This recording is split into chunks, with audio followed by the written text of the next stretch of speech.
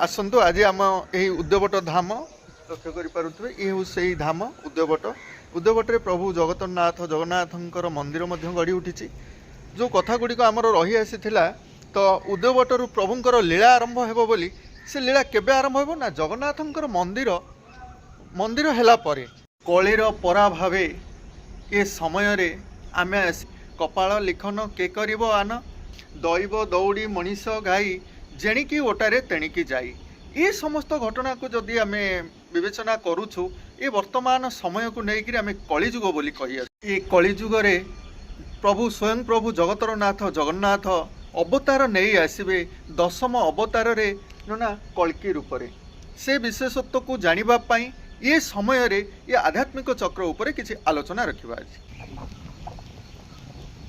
प्रभु जगन्नाथंकर करुणारु कृपारु ये संसार सुखी हेउ यही वार्ता दवा आजिर मनीष समाज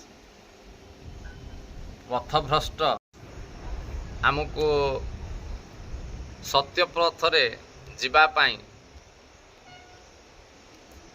सत्य पथर अनुकरण करिबा पाई एकमात्र प्रभु ही भरोसा कलिर शेष समय अंतिम समय रे प्रभु जगन्नाथ प्रभु बलभद्र को नहीं कल्की अवतार धारण करिवे कल्की अवतार होई ए कलिकालर परिसमाप्ति घटाइबे बोली पूर्वर मनीषी माने बा पंचसखा महापुरुष माने कही जाइछन्ति आमे सेई कथा को पाथेय करी वर्तमान देखुचु जहाँ जहाँ वर्णना होइथिला पूर्वे अच्युतानंद महापुरुष जहाँ जहाँ मालिका ग्रंथ रे वर्णना करथिले ता हवा को बसछि बा हेई चालीछि वर्तमान मनीष चंद्रपृष्ठ रे पहुँचवा परे भी प्रभु को भूली जावाकू आमे माने अनुमति दे परिबा नाही काहेकि ना मनीष गाई सदृश जहाँकि भाई कथा रखुथिले दैव दौड़ी मनीष गाई जेणिकी टाणई सेणिकी जाई ए कथार मर्म आमे समस्त अनुभव करिछे बा अनुभव निश्चित करुचे विगत दिन रे महाबात्या समय रे आमे जहाँ भी हेले जत्किंचित ताको अनुभव करिछे निश्चित आजिर मनीष समाज को बा आमर पथभ्रष्ट मनीष समाज को आमे एतिकी कहिबा को चाहूँ जे सत्यर अनुकरण कर सत्यर संग्रह कर आउ प्रभुंकर कृपा भिक्षा कर निश्चित आपण माने ये कलिकाल उद्धार पाइबे आउ कलिकाल रे एकमात्र पंथा प्रभु जगन्नाथ अवतार नहीं आसबे बोली जो लेखा अच्छी बा अच्युत लिखि जाइछन्ति तांकर सेथिरु आमे जा अनुभव करछु बा सुनुछु आज्ञा ये समय आसी जाइछि बोली से कहउछन्ति कई सोशल मीडिया रे मध्य कहि आसुछन्ति ये समय आसी गलानी कळि माने प्रभु स्वयं अवतार नहीं गलेनी मध्य किछि किछि के कहउछन्ति आज्ञा से विषय टी कहिबे आमे तो अनुभव करूछे जे भली वर्तमान संसार रे बहुत बड़ अघटन घटुछि बा घटी जाइछि आमे सेथुरु अनुभव करूचे जे घोर कलिकाल चलीछि सत्यर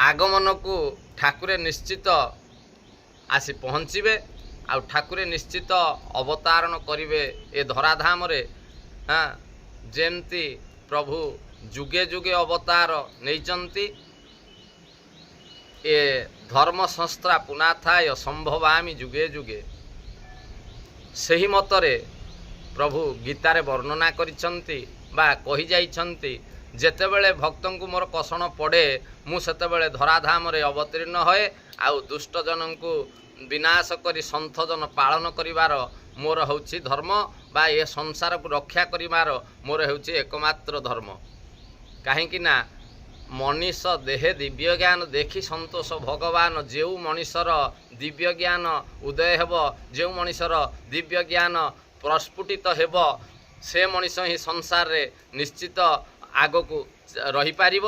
ଆଉ ଯେଉଁ ମଣିଷ ପ୍ରଭୁ ସତ୍ତାକୁ ବାରଣ କରି, ପ୍ରଭୁ ସତ୍ତାକୁ ହେୟ ଜ୍ଞାନ କରି ଆଗକୁ ଚାଲିବ, ସେ ନିଶ୍ଚିତ ଦିନେ ନା ଦିନେ ବା ଆଗାମୀ ଦିନରେ ତାର ବିନାଶ ହେବାର ନିଶ୍ଚିତ ରୂପେ ଜଣାପଡ଼ୁଛି। ନାଇଁ, ଏଇଟା କ'ଣ ଆପଣ ଅଭିଶାପ ଦେଉଛନ୍ତି କି? ଏଇଟା କୌଣସି ଗ୍ରନ୍ଥରେ କ'ଣ ଲେଖା ଅଛି କି? ଆମେ ରଖିଲେ ଦୈବ ଦୌଡ଼ି ମଣିଷ ଗାଇ। ଦୈବ କହିଲେ ଭଗବାନ ଯୁଆଡ଼ୁ ଆମକୁ ନେଉଛନ୍ତି ଆମେ ଯାଉଛେ। ଭଗବାନ ଆମକୁ ଜନ୍ମ ଦେଇଛନ୍ତି, କର୍ମ ଆମେ କେମିତି କରୁଛେ ସେ ଭଗବାନ ଦେଇଛନ୍ତି ନା। ଭଗବାନ ପନ୍ଥା ଆପଣେଇବାକୁ ନିଶ୍ଚିତ ଆମର ଜାଗା ତିଆରି କରିଛନ୍ତି। ଆମେ ସତ୍ୟ କ'ଣ ଅସତ୍ୟ କ'ଣ ତାକୁ ଅନୁଭବ କରିବା ବା ସତ୍ୟ ପଥରେ ଯିବା ପାଇଁ ଆମକୁ ପୁରାଣ ପୋଥି ବା ଭାଗବତ ଯେତେ ପ୍ରକାର ପୋଥି ପୁରାଣ ଅଛି ଆମକୁ ଦିଗ୍ଦର୍ଶନ ଦେଇଛନ୍ତି।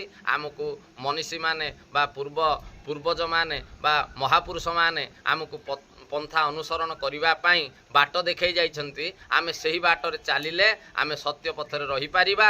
ଆମେ ଠାକୁରଙ୍କୁ ଅନୁକରଣ କରିପାରିବା, ଠାକୁରଙ୍କୁ ବିଶ୍ୱାସ କରିପାରିବା।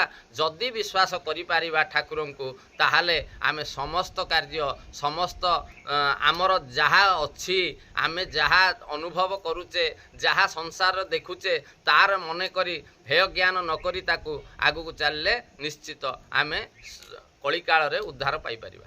ତେଣୁ ଜଗତର ନାଥ ଜଗନ୍ନାଥ ଏ କଳି ଯୁଗରେ ଦାରୁ ରୂପରେ ରହିଯାଇଛନ୍ତି ବୋଲି ମତ ରହିଛି ଆଜ୍ଞା।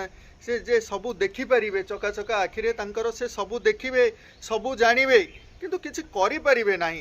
ସେଇ ସମୟ ଆସିଲେ ହିଁ ସେ କିଛି କରିବେ, ତାହା ହେଉଛି କଳିର ପରିସମାପ୍ତି ଆଜ୍ଞା।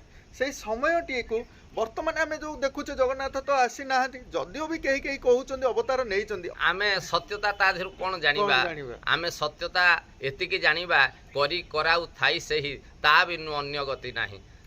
ଏହି ମର୍ମରେ ସିଏ ବସିଲେ ବି, ସିଏ ଦେଖିଲେ ବି, ସିଏ ଜାଣିଲେ ବି, ସେ ଅନ୍ତର୍ଯ୍ୟାମୀ ପୁରୁଷ, ସିଏ ସର୍ବ ଅନ୍ତର ଜାଣିପାରନ୍ତି, ସେ ସର୍ବବ୍ୟାପୀ, ସେ ସର୍ବଶକ୍ତିମାନ। ତାଙ୍କ ପାଖରେ କୌଣସି ଜିନିଷ ବଡ଼ ନଥାଏ ବା ଅଛପା ନଥାଏ ବା ଅଜଣା ନଥାଏ।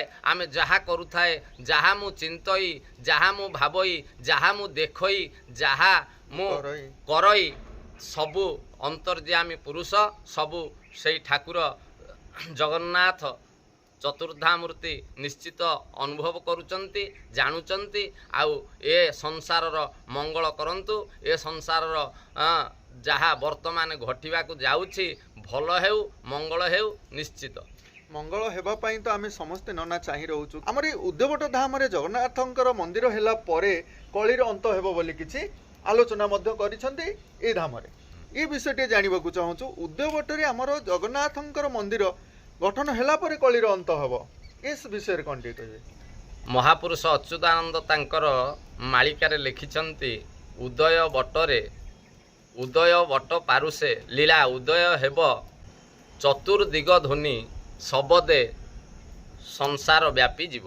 ତେଣୁକରି ସଂସାରର କୌଣସି ସ୍ଥାନ ରହିବ ନାହିଁ ଯାହାକି ଯାହା ସବୁ ଲୀଳାଖେଳା କରିବେ ଏହି ଉଦୟବଟ ଧାମରୁ ନିଶ୍ଚିତ ଆରମ୍ଭ ହେବ, ନିଶ୍ଚିତ ଏଇଠାରୁ ଉଦୟ ହେବ, ନିଶ୍ଚିତ ଏହିଠାରୁ କଳ୍କିର ପ୍ରଥମ କାର୍ଯ୍ୟ, କଳ୍କି ମହାପ୍ରଭୁଙ୍କର ପ୍ରଥମ କାର୍ଯ୍ୟ ଏହିଠାରୁ ହିଁ ଆରମ୍ଭ ହେବ।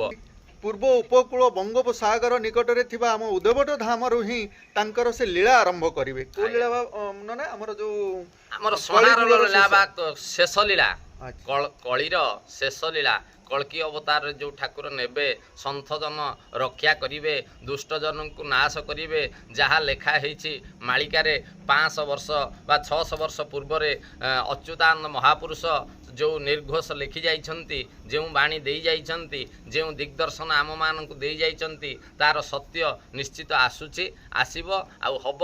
ଆମେ ତା ଉପରେ ବିଶ୍ୱାସ ରଖିଛୁ। ବହୁତ ବହୁତ ଧନ୍ୟବାଦ ଆଜ୍ଞା।